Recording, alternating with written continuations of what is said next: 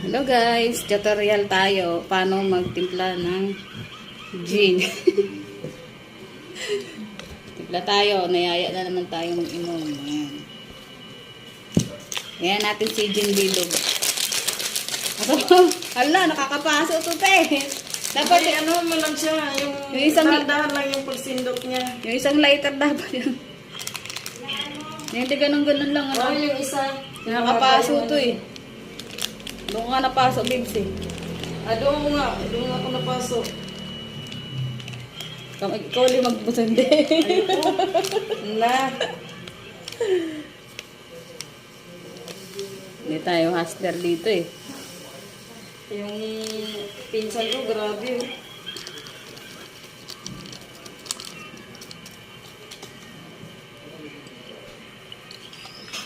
Uy,